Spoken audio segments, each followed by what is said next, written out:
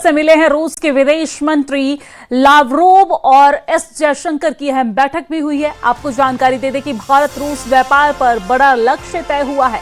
2030 तक $100 अरब का लक्ष्य रखा गया है। आपको जानकारी दे दें कि रणनीतिक साझेदारी मजबूत करने पर भी इस मुलाकात के दौरान, इस बैठक के दौरान चर्चा हुई है। तो रूस के विदेश मंत्री सर्गेई लावरोव ने नई दिल्ली में विदेश मंत्री यानी कि भारत के विदेश मंत्री एस जयशंकर से मुलाकात के दौरान भारत रूस व्यापार को लेकर बड़ा बयान दिया है।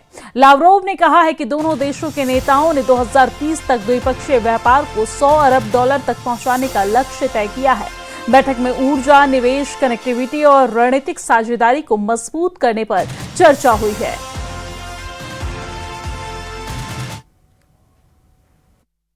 It was crowned by quite a number of important agreements, including the program until the year 2030, the program on strategic areas of our economic cooperation.